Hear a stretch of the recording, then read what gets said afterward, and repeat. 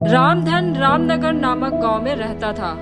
उसके खेत बहुत उपजाऊ थे और हर बार उसके खेतों में झूमती और लहलहाती फसल को देखकर सब ईर्ष्या करते थे।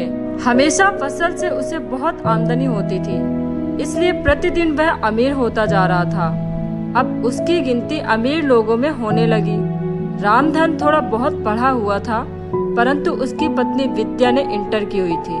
वह काफी बुद्धिमान थी। वह रामधन को हमेशा समझदारी भरी और व्यवहारिक बातें बताती, किंतु वह उन्हें गंभीरता से ना लेते हुए मजाक में उड़ा देता। वह पुराने विचारों का था, इसलिए जादू टोनों, अंधविश्वास व भाग्य पर बहुत यकीन करता था। कभी किसी पंडित की बात संयोगवश सच हो जाती तो वह यह मान बैठता कि पंडित के कहे अनुसार ही उसके जीवन में आगे होगा और पंडित जी जो बताएंगे वही उसके भाग्य में लिखा होगा।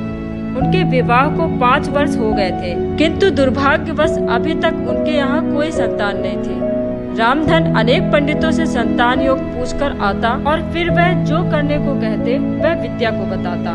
कभी कहता कि पंडित ने कहा है कि यदि रात को हम एक विशेष जाप करें तो हमारे यहाँ शीघ्र ही एक स्वस्थ संतान का जन्म होगा। कभी कहता कि यदि हम पंडित को 11,000 रुपए दक्षिणा दें और उसे विभिन्न तरह के पकवान खिलाएं तो हमारे यहाँ गुणवान संतान होगी। विद्या रामधन की इन मूर्खता भरी बातों पर सिर पेट लेती है। एक दिन विद्या रामधन को अपने साथ जबरदस्ती शहर में डॉक्टर के पास ले गई। डॉक्टर ने उन दोनों का चेकअप किया। चेकअप करने पर उसने उन्हें उचित इलाज कराने का परामर्श दिया। पहले तो रामधन विद्या पर बहुत भड़का और बोला, हमारे यहाँ डॉक्टरों पर कोई विश्वास नहीं करता, सब कुछ झाड़ फूक द्वारा किया जाता है, किंतु तुम हो कि मेरी बात मानती ही नहीं हो, उल्टा इन सबको अंधविश्वास और पागलपन कहती हो। 12 क्लास क्या पढ़ गई हो, अपने आप को अफसर समझने लगी हो। उसकी इस बात पर विद्या बोली, देखो यदि डॉक्टर के बताए इलाज से हमें बच्चा हो गया तो तुम इन सब अंधविश्वासों पर विश्वास करना बंद कर दोगे और हमेशा के लिए इन जादू टोनों से दूर हो जाओगे। नासमझ रामधन मन ही मन विद्या का मजाक उड़ाने लगा और सोचने लगा कि चलो अब तो कुछ समय बाद विद्या मेरे साथ जप करेगी और झाड़ फूक से ही अपनी हर समस्या हल करेगी। उधर विद्या ने डॉक्टर द्वारा बताए गए इलाज को समय पर किया। कुछ ही समय बाद उनके यहाँ एक सुंदर सी बेटी जन्म ली। रामधन यह देखकर हैरान रह गया कि जो मंत्र जाप, अनुष्ठान व झाड़ फूक वह वर्षों से संतानों प्राप्ति के लिए कर रहा था, वह उसके किसी काम न आया।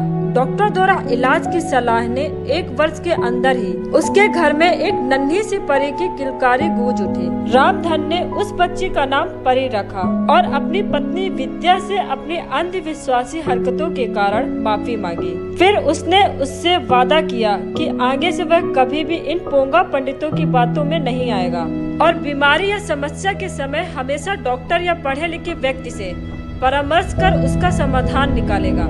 विद्या रामधन को सही रास्ते पर आते देखकर बहुत खुश हुई और बोली, रामधन आज सही मायनों में तुमने प्रगति की ओर एक कदम बढ़ाया, क्योंकि जो इंसान अंधविश्वास में जीता है वह कभी आगे नहीं बढ़ सकता। अंधविश्वास के कारण एक दिन ऐसा आता है जब वह अपना ही नुकसान कर डालता है, किंतु शुक्र है कि तुम सही समय पर भटके हुए मार्ग से प्रगति के मार्ग पर आ गए हो। इसके बाद वे दोनों खुशी खुशी अपना जीवन बिताने लगे।